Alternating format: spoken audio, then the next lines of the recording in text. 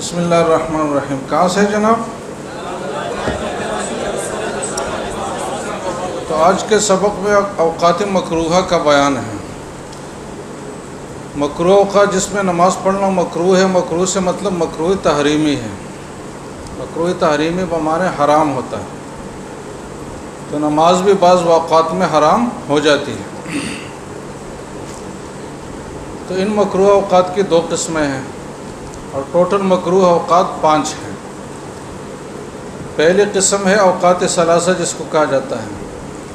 طلوع شمس کا وقت اور استواء شمس کا وقت اور غروب شمس کا وقت. لیکن یہ بات سمجھنی چاہیے کہ ان کا مطلب کیا ہے. تو طلوع شمس کا مطلب عینی طلوع ہو جانا نہیں ہے کہ کنارہ سورج کا نکلے بس، بلکہ پورا دورانیہ مراد ہے کہ سورج کے کنارہ نکلنے سے دوسرے کنارہ نکلنے تک اور اس سے متصل پہلے اور متصل بعد جو وقت ہوتا ہے تو تقریباً یہ 10 منٹ کا وقت بنتا ہے. اس طریقے سے استواء بھی اتنا ہی وقت بنتا ہے، کیونکہ استواء تو خط استواء پر سو جائے نا. تو سورج اس پر آئے، ایک کنارہ اس کا لگے، پھر دوسرے کنارہ لگنے تک 12 منٹ لگتے ہیں. تو 10-12 منٹ کا وقت اس کا بھی ہے. اور غروب سے مطلب عین غروب نہیں ہے بلکہ اصفرار الشمس، کہ جب سورج پیلا پڑ جائے کہ آپ آدمی آنکھوں سے اس کو دیکھ سکے اور اس کو کوئی وہ دقت نہ ہو. اصفرار الشمس جس کو میلان الشمس بھی کہا جاتا ہے. تو اس وقت سے پھر یہ مکروہ وقت غروب والا شروع ہوتا ہے اور یہ کب تک جاری رہتا ہے؟ جب سورج بالکل غروب ہو جائے. یہ 3 اوقات جیسے کہ لفظ سے بہت مختصر لگتے ہیں نا، ایسا نہیں ہے. ان کا بھی ایک دورانیہ ہے. 10 منٹ 10 منٹ اور 20 منٹ. غروب کا جو دورانیہ ہے وہ کتنا ہے جناب؟ 20 منٹ. تو یہ 3 اوقات ہے، یہ اشد و کراہتن ہے. یہ 3 اوقات ایسے ہیں جس میں کوئی بھی نماز پڑھنا جائز نہیں ہے. نہ فرض نماز پڑھنا جائز ہے، نہ نفل پڑھنا جائز ہے، نہ واجب پڑھنا جائز ہے، نہ سجدہ تلاوت پڑھنا جائز ہے، نہ اس میں جنازہ پڑھنا جائز ہے. کچھ بھی جائز نہیں ہے. سمجھ رہے جناب؟ البتہ سجدہ تلاوت اور جنازہ کے حوالے سے فقہاء نے ایک استثناء کی ہے. وہ یہ ہے کہ عین اسی وقت کسی نے تلاوت کی ہو. جیسے کہ آدمی مغرب کے بعد بیٹھا ہے، تلاوت کر رہا ہے، مکروہ وقت بھی داخل ہوا، تلاوت اس کی جاری ہے، اور بیچ میں سجدے کی آیت تلاوت کی، تو عین اسی وقت اگر سجدہ واجب ہوا تو عین اسی وقت کر سکتا ہے. لیکن اگر پہلے سے واجب شدہ سجدہ ہے تو وہ نہیں کر سکتا، وہ مکروہ تحریمی ہوگا. اس طریقے سے جنازے کے بارے میں ہے کہ جنازہ اگر پہلے سے تیار ہے نماز پڑھی جانے کے لیے اور کوئی نہیں پڑھتا اور یہ مکروہ اوقات داخل ہو گئے تو پھر جنازہ پڑھنا مکروہ تحریمی ہے. لیکن اگر عین اسی وقت جنازہ آئے نماز کے لیے اور وقت مکروہ ہو چکا ہو تو پھر پڑھنا جائز ہے. تو یہ 2 استثناءات ہے، باقی چیزیں کوئی مستثنی نہیں ہے. تو یہ اوقات مکروہہ کی ایک قسم ہے. اب اس قسم کے حوالے سے بھی جو روایات ہے وہ بالکل صحیح بھی ہے، صریح بھی ہے، اور متعدد روایات ہے، بے غبار ہے ہر طریقے سے. لیکن امام ترمذی نے ان کا ذکر نہیں کیا. امام ترمذی نے صرف دوسری قسم کے مکروہ اوقات کا اس باب میں ذکر کیا ہے. دوسری قسم کون سی ہے جناب؟ بعد الصبح حتی تطلع الشمس اور بعد العصر حتی تغرب الشمس، کہ فجر کی نماز جب پڑھی جائے، خواہ آپ نے کسی بھی وقت پڑھی ہو، یعنی بالکل ابتدائی وقت میں پڑھ لی یا بعد میں پڑھ لی یا اسفار میں پڑھ لی، لیکن جیسے صبح کی نماز آپ نے پڑھ لی تو پھر اس کے بعد یہ مکروہ وقت شروع ہوگا. اس طریقے سے عصر کی نماز جیسے پڑھ لی تو یہ مکروہ وقت آپ کے لیے شروع ہوگا. تو یہ 2 اوقات مکروہ ہیں. ان 2 کے حوالے سے جو روایات ہے وہ تو اتنی زیادہ ہے کہ محدثین نے لکھا ہے کہ وہ حد تواتر تک پہنچتی ہیں. تو اور یہ جو مکروہ اوقات ہے اس میں کسی امام کا مکروہ ہونے میں کوئی اختلاف نہیں ہے، سب اس کو مکروہ مانتے ہیں. البتہ اس میں کون سی چیز مکروہ نہیں ہے اس میں تھوڑا سا اختلاف ہے. اب جو دوسری قسم کے اوقات ہے اس میں احناف کا مذہب یہ ہے کہ اس میں آپ کو فوت شدہ نمازیں، قضا شدہ نمازیں تو پڑھ سکتے ہیں. اس طریقے سے جو واجب لعینی ہی چیزیں ہیں جیسے کہ سجدہ تلاوت ہے یا صلاۃ الجنازہ ہے، یہ واجب لعینی ہی ہے، بذات خود واجب ہے، تو وہ بھی آپ پڑھ سکتے ہیں. کون کون سی چیزیں پڑھ سکتے ہیں؟ ایک فوائد اور ایک واجب لعینی ہی چیزیں. اس کے علاوہ باقی عبادات جائز نہیں ہے، جیسے کہ واجب لغیری ہی نماز ہے. مثلا آدمی نے طواف کر لی، اس پر 2 رکعت پڑھنا واجب ہے، تو واجب ہے بذات خود نہیں ہے بلکہ طواف کی وجہ سے، کہ وہ طواف کا تتمہ ہے.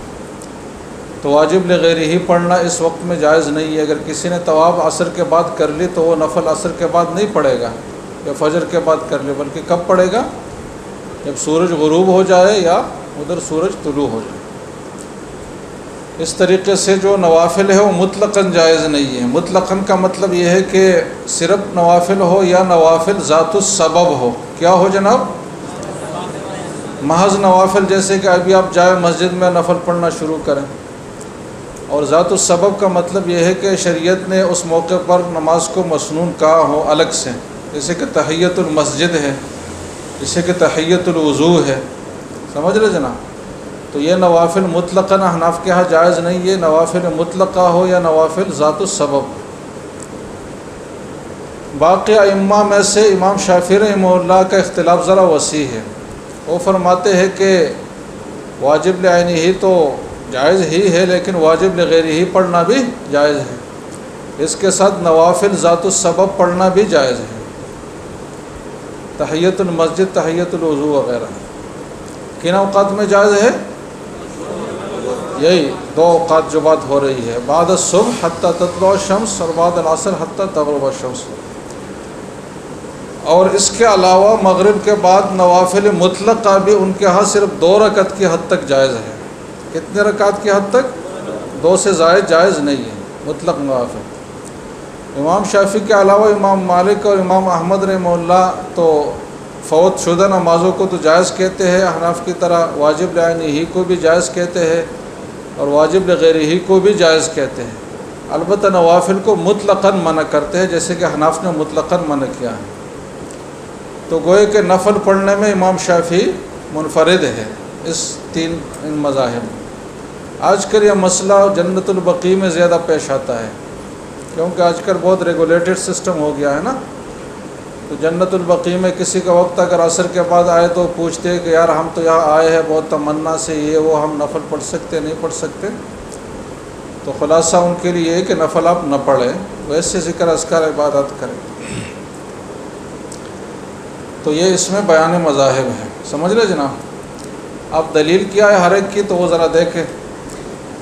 باب ما جاء في كراهية الصلاة بعد العصر وبعد الفجر. وبه قال حدثنا أحمد بن مني قال حدثنا هشام قال أخبرنا منصور وهو ابن زازان عن قتادة قال أخبرنا أبو العالي عن ابن عباس قال سمعت غیر واحد من اصحاب النبی صلی اللہ علیہ وسلم. میں نے متعدد صحابہ سے سنا. حضرت ابن عباس چونکہ چھوٹے تھے جن کے بہت ساری روایات دوسرے صحابہ سے سنی ہوئی ہیں، تو بہت ساروں سے میں نے سنا ہے. منہم عمر بن الخطاب، اور ان میں حضرت عمر جیسی ہستی بھی ہے. وکان من احبہم الی، اور وہ ان سب میں سب سے زیادہ مجھے محبوب. اور محبوب ہونے کی وجہ اس تناظر میں یہ ہے کہ وہ روایات بیان کرنے میں انتہائی احتیاط سے کام لیتے تھے. تو ان سب حضرات نے فرمایا ہے کہ ان رسول اللہ صلی اللہ علیہ وسلم نہا عن الصلاۃ بعد الفجر حتی تطلع الشمس اور عن الصلاۃ بعد العصر حتی تغرب الشمس. یہ تطلع الشمس کا وقت تقریباً 10 منٹ ہے اور تغرب الشمس کا وقت تقریباً کتنا ہے؟ 20 منٹ ہے. اور فی الباب عن علی و ابن مسعود. اب یہ دیکھو فی الباب میں انہوں نے 18 احادیث کا حوالہ دیا ہے. کتنے کا دیا ہے؟ لیکن ان 18 میں منحصر نہیں ہے فہرست، اس کے علاوہ بھی ہے. اس لیے محدثین نے کہا ہے کہ ان اوقات کا کراہت ہے، یہ حد تواتر تک ثابت ہے. وفي الباب عن علي وابن مسعود وعقبة بن عامر وابي هريرة وابن عمر وسمرة بن جندب وسلمة بن الأكوع وزيد بن ثابت عبد الله بن عمرو معاذ بن عفراء والسنابحي ولم يسمع من النبي صلى الله عليه وسلم وعائشة وكعب بن مرة وأبي أمامة وعمر بن عبسة ويعلى بن أمية ومعاوية. یہ سنابحی جو ہے ان کو مخضرم کہا جاتا ہے. مخضرم کا مطلب یہ ہے کہ حضور کا دور تو انہوں نے پایا لیکن حضور کی زیارت ان کو نصیب نہیں ہوئی. تو یہ جب آئے تو حضور صلی اللہ علیہ وسلم کے وصال کو 3 دن ہو چکے تھے. پھر حضرت ابوبکر کی زیادہ شاگردی انہوں نے کی، اس لیے انہوں نے امام ترمذی نے کہا کہ ولم یسمع من النبی صلی اللہ علیہ وسلم. ایسے راوی کو اصطلاح میں کیا کہتے جناب؟ مخضرم. جو صحابی بننے والا تھا لیکن نہیں بن سکا. اور تابعین وہ ہے جو ان کی پیدائش بھی بعد میں ہوئی. قال ابو عیسی حدیث ابن عباس عن عمر حدیث حسن صحیح وهو قول اکثر الفقهاء من اصحاب النبی صلی اللہ علیہ وسلم وبعدهم انهم کرهوا الصلاة بعد صلاة الصبح حتى تطلع الشمس وبعد العصر حتى تغرب الشمس. واما الصلوات الفوائد فلا بأس ان تقضى بعد العصر وبعد الصبح. احناف کا بھی یہی مذہب ہے. اور فوائد کے حکم میں کیا چیز ہے؟ واجب بعینہ ہی، جیسے کہ سجدہ تلاوت اور صلاۃ الجنازہ، وہ پڑھنا بھی جائز ہے. قال علی بن المدینی قال یحییٰ بن سعید قال شعبہ لم یسمع قتادہ من ابی العالیہ الا ثلاثۃ اشیاء. قتادہ نے ابو العالیہ سے 3 احادیث سنی ہے. جب یہ 3 سنی ہے تو اس کا مطلب کیا ہوا؟ جلدی بتاؤ. کہ ان کے احادیث کو ہم موصول کہیں گے، متصل کہیں گے، ان کے سماع اور لقاء ثابت ہے. 3 احادیث یہ سنی ہے. ایک تو یہ حدیث ہے جو اوپر ہم نے پڑھی، حدیث عمر ان النبی صلی اللہ علیہ وسلم نہى عن الصلاة بعد العصر حتى تغرب الشمس وبعد الصبح حتى تطلع الشمس. اور دوسرے حدیث ابن عباس عن النبی صلی اللہ علیہ وسلم قال لا ينبغي لأحد ان يقول انا خير من يونس بن متى، کہ کسی کو مناسب نہیں ہے کہ مجھے پیغمبروں پر نام لے لے کر فضیلت دے. تو یہ ادب کے خلاف ہے کہ ہمارے حضور کی فضیلت تمام انبیاء پر ہے، لیکن حضور نے ازراہ تواضع اس سے منع کیا ہے کہ دوسرے پیغمبر کا نام لے کر میرا جو ہے فضیلت اس کے اوپر ثابت نہ کریں. اور تیسرا حدیث علی ہے القضاۃ الثلاثۃ، کے قاضیوں کے 3 قسمیں ہیں، 2 جہنم میں ہوں گے، 1 جنت میں ہوگا، اس طرح کوئی مضمون ہے حدیث کا. تو یہ 3 اوقات. اب اس میں امام شافعی کا موقف یہ تھا کہ نفل پڑھنا جائز ہے، یعنی ذات السبب، اور عصر کے بعد تو ویسے بھی 2 رکعت جائز ہیں. باقی حضرات صرف کس کو جائز کہتے ہیں؟ مطلب امام مالک اور امام احمد کی کیا فرق ہے امام شافعی سے؟ حاکم نفل کو وہ بھی احناف کی طرح جائز نہیں کہتے مطلقاً، البتہ واجب لغیرہ ہی کو وہ جائز کہتے ہیں، جیسے کہ طواف کی 2 رکعت ہے. اب اس باب میں اس کے دلائل بیان ہوئے ہیں، مطلب فریقین کے. باب ما جاء فی الصلاۃ بعد العصر قال حدثنا قتیبہ حدثنا جریر بن عطاء بن صاحب بن سعید بن جبیر بن عباس قال انما صلی رسول اللہ صلی اللہ علیہ وسلم رکعتین بعد العصر، یعنی ایک بار پڑھی ہے، اور اس کی وجہ بھی تھی کہ انہ اتاہ مال، کہ ظہر کے بعد مال غنیمت حاضر ہو چکا تھا اور ان کا فوری تقسیم شروع ہوا، تو فشغلہ عن الرکعتین بعد الظہر، وہ رکعتیں حضور نہیں پڑھ سکے اور پھر وہ رکعتیں انہوں نے عصر کے بعد پڑھی. فصلاہما بعد العصر، لیکن ثم لم يعد لہما، پھر کبھی بھی زندگی میں نہیں پڑھی. تو ہم اس کی توجہ کر سکتے ہیں کہ یہ تو نفل محض بھی نہیں تھی. مزید یہ ہے کہ ان اوقات میں نماز پڑھنا محض جائز تو ہے، تو محض جواز کے بیان کے لیے ایک بار ایسا کیا، باقی کراہت دوسری روایت سے ثابت ہے. وفی الباب عن عائشہ ام سلمہ ومیمونہ وموسیٰ قال ابو عیسیٰ حدیث ابن عباس حدیث حسن وقد روى غیر واحد عن النبی صلی اللہ علیہ وسلم انه صلی بعد العصر رکعتین. تو متعدد نے 2 رکعت کا تذکرہ کیا ہے، لیکن ان 2 رکعت کے ساتھ یہ بھی ہے کہ مزید کبھی پھر باقی دنوں میں نہیں پڑھیں. وهذا خلاف ما روی عنہ انہ نہى عن الصلاۃ بعد العصر حتى تغرب الشمس، مطلب اس مشہور حدیث کے بھی خلاف ہے کہ ضابطہ جس میں فرمایا گیا ہے. تو اس کا ہم جواب یہ دے سکتے ہیں کہ یہ وہ محض نفل نماز نہیں تھی، یا یہ کہ یہ محض بیان جواز کے لیے تھا. وہ حدیث ابن عباس نے جو اوپر حدیث ہم نے پڑھی ہے اصح حیث قال لم يعد لهما. وقد روی عن زید بن ثابت انہ حدیث ابن عباس، زید بن ثابت سے بھی منقول ہے اور مسند احمد میں وہ روایت ہے. اب یہ تو ایک طرف کے دلائل ہو گئے. اب دوسری طرف سنیں. وقد روی عن عائشہ، یہ امام شافعی کی دلیل ہے. وقد روی عن عائشہ فی هذا الباب روایات، وروی عنها ان النبی صلی اللہ علیہ وسلم ما دخل علیہ بعد العصر الا صلی رکعتین. تو حضرت عائشہ بالکل متضاد بات کر رہی ہے کہ جب بھی حضور میرے ہاتھ تشریف لائے، کیونکہ حضور باریہ جو ہے وہ عصر کے بعد سے شروع کرتے تھے، تو جب بھی آئے تو 2 رکعتیں پڑھی ہیں. جبکہ وہ روی عنہا عن ام سلمہ عن النبی صلی اللہ علیہ وسلم، حضرت عائشہ سے حضرت ام سلمہ کے واسطے سے حضور سے منقول ہے انہ نہى عن الصلاۃ بعد العصر حتى تغرب الشمس وبعد الصبح حتى تطلع الشمس، مطلب یہ منع والی روایت بھی حضرت عائشہ سے منقول ہے. اب حضرت عائشہ رضی اللہ عنہ کی یہ جو روایت ہے کہ میرے ہاں جب بھی حضور تشریف لائے 2 رکعتیں پڑھی ہے، یہ سند کے لحاظ سے تو صحیح ہے، لیکن باقی تمام صحابہ جو ہے اس کے خلاف بیان کر رہے ہیں۔ حضرت ابن عباس کہتے ہیں کہ ثم لم يعد لهما، حضرت ام سلمہ کی روایت میں بھی یہی ہے، حضرت زید بن ثابت کی روایت میں بھی یہی ہے، اور حضرت زید بن ثابت نے تو یہ بھی فرمایا کہ اللہ تعالیٰ حضرت عائشہ کی مغفرت کرے، مطلب ان سے غلطی ہو گئی ہے، ہم حضور کے باہر کے حالات ان سے زیادہ جانتے ہیں، تو کبھی بھی ہمارے سامنے عصر والی نماز نہیں پڑھی، اس لیے احناف نے اس بات کو لیا نہیں ہے۔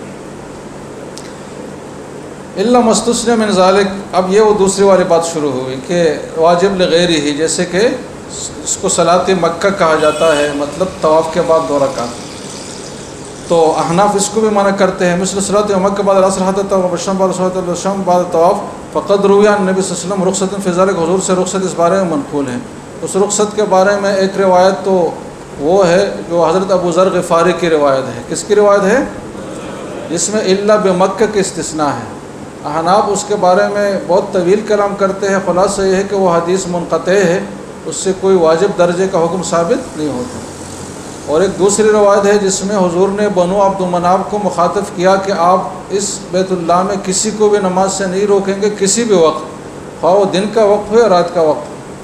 تو وہ روایت صحیح ہے لیکن وہ صریح نہیں ہے، کیونکہ اس کی توجیہ یہ ہے کہ بنو عبد مناف کو کہ اتھارٹی حضور نے واضح کر لی کہ تمہاری اتھارٹی میں یہ نہیں ہے کہ نماز پڑھنے سے لوگوں کو روکو، تم خادم تو ہو، متولی تو ہو، لیکن نماز پڑھنے سے، باقی نماز کس وقت پڑھی جائے گی نہیں تو الگ سے حضور نے فرمایا نا کہ بعد العصر اور بعد الفجر آپ نہ پڑھے، تو ان میں کوئی تعارض نہیں ہے۔ احناف کی دلیل اس حوالے سے حضرت عمر کی روایت ہے جو طحاوی میں ہے کہ حضرت عمر نے صبح کے بعد طواف کی اور پھر 2 رکعتیں وہاں نہیں پڑھی، بلکہ آگے جا کر بطحا کے مقام پر وہ 2 رکعتیں پڑھی، تو یہ ان کی دلیل ہے۔